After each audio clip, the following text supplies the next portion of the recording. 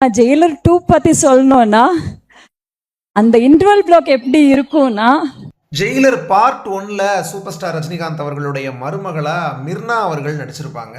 Jailer part 2லையும் அவங்க வந்து நடிக்கிறாங்க. இப்போ ஒரு ஸ்டேஜில் ஒரு காலேஜ் ஃபங்க்ஷனுக்கு வந்து போயிருக்கும்போது ஸ்டேஜில் வந்து ஜெயிலர் படம் பார்ட் 2 வந்து எப்படி இருக்கும் அப்படிங்கிறத பற்றி ஒரு சில விஷயங்கள் வந்து ஷேர் பண்ணுறாங்க. சூப்பர் ஸ்டாரோட ஒர்க் பண்ண எக்ஸ்பீரியன்ஸையும் ஷேர் பண்ணுறாங்க. இப்போ என்ன சொல்கிறாங்கன்னா, ஜெயிலர் பார்ட் 1 படம் வந்து பண்ணிகிட்டு இருக்கும்போது ஒரு இன்டர்வியூவில் இதே மாதிரி கேட்டாங்க, ஜெயிலர் பார்ட் 1 வந்து நீங்கள் ஏதாவது ஜெயிலர் வந்து எப்படி இருக்கும் படம் அப்படின்னு சொல்லி கேட்கும்போது, இப்போ தான் நாங்கள் வந்து இன்ட்ரோவல் பிளாக் வந்து அந்த நேரத்தில் தான் நாங்கள் வந்து ஷூட் பண்ணி முடிச்சிருந்தோம். அப்போ அந்த கேள்வியை வந்து கேட்குறாங்க என்கிட்ட இன்டர்வியூவில்.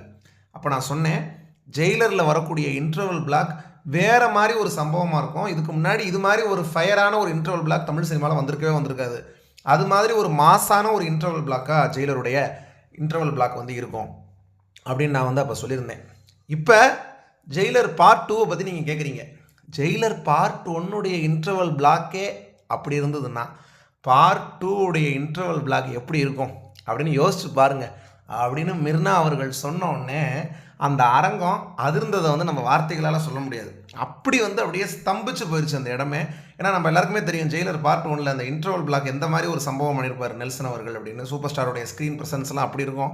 ரம்யா கிருஷ்ணன் அவர்கள் அப்படியே ஷாக் ஆகி பார்க்குற மாதிரி அந்த இன்டர்வல் பிளாக். இப்போ பார்ட் 2ல் அதை விட பல மடங்கு பக்கா மாசா நெல்சன் அவர்கள் வந்து செதுக்கியிருக்காரு இன்டர்வல் பிளாக்கை அப்படிங்கிறத மிர்னா அவர்கள் சொல்லியிருக்காங்க.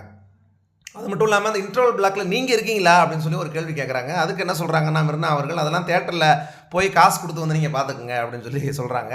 அதுக்கப்புறம் ஜெயிலரில் வந்து சாங்ஸ் வந்து நல்லாயிருக்கும். அதுமாதிரி டான்ஸ் நம்பர்ஸ் இருக்கும். அதுமாதிரி ஃபேமிலி மாண்டேஜ் சாங் ஒன்று இருக்கும். இப்போ வந்து இந்த ஜெயிலர் 2ல் வந்து இது மாதிரிலாம் நாங்கள் எதிர்பார்க்கலாமா அப்படின்னு சொல்லி கேட்கும்போது, நிச்சயமாக நிறையா சர்ப்ரைஸ் வந்து படத்தில் வந்து உங்களுக்கு இருக்கும். அது மட்டும் இல்லாமல் 25 வருஷங்களுக்கு முன்னாடி நான் குழந்தையாக இருக்கும்போது தலைவரோட ஒரு படத்தை தேட்டரில் பார்த்தேன் அப்பாவோட போய், படையப்பா படம். அப்போ ரம்யா கிருஷ்ணன் அவர்கள் டைலாக் சொல்லுவாங்க அந்த படத்தில், வயசானாலும் ஒரு ஸ்டைலும் அழகும் இன்னும் ஒன்று விட்டு போகலை அப்படின்னு. அது நான் சின்ன வயசில் அந்த படத்தை பார்த்தப்ப நான் பார்த்த டைலாக். இப்போ ஜெயிலர் பார்ட் 2 வந்து ஷூட்டிங் வந்து போயிட்டு இருக்கும்போது செட்டில் வந்து ரஜினி சார் ரெடி ஆகிட்டு நடந்து வர்றாரு.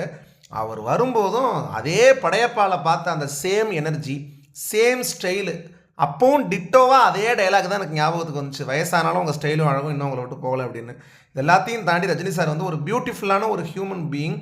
அவரோட வந்து 3 வருஷமாக நான் தொடர்ந்து ஒர்க் பண்ணுறேன். இப்போ இருக்கக்கூடிய யங் ஹீரோயின்ஸ் யாருக்குமே கிடைக்காத ஒரு மிகப்பெரிய வாய்ப்பு அது. 3 வருஷம் அவரோட கண்டினியூஸாக நான் ஒர்க் பண்ணிகிட்டு இருக்கேன். அதுவும் 2 படம் அவர் கூட கண்டினியூஸாக வந்து பண்ணுறேன். ஜெயிலர் பார்ட் 1 இப்போ பார்ட் 2 வந்து பண்ணுறேன் அப்படிங்கிறது எனக்கு ஒரு மிகப்பெரிய ஒரு பாக்கியம் அது. அது மட்டும் இல்லாமல் வந்து எப்போவுமே நான் வந்து லைஃப்பில் வந்து இதை மறக்கவே முடியாது அப்படின்னு சொல்லி மிர்னா அவர்கள் சொல்லியிருக்காங்க. நிச்சயமாக ஜெயிலர் பார்ட் 2 எல்லா ரசிகர்களுடைய, சினிமா ரசிகர்களுடைய உள்ளத்தையும் தொடக்கூடிய விதத்தில் இந்த படம் வந்து இருக்கும். ஒரு தரமான சம்பவமாக அப்படிங்கிறதுல சந்தேகமே கிடையாது. மேலும் நீங்கள் எந்த அளவுக்கு இந்த படத்தை எதிர்பார்க்குறீங்க, உங்களுடைய காத்திருப்பு, உங்களுடைய எதிர்பார்ப்பு எல்லாத்தையும் கீழே கமெண்ட் பண்ணுங்கள். வீடியோ பிடிச்சிருந்தால் லைக், ஷேர், சப்ஸ்கிரைப் பண்ணுங்கள். தொடர்ந்து அடுத்தடுத்து பல்வேறு வீடியோக்கள் சந்திப்போம். நன்றி, வணக்கம்.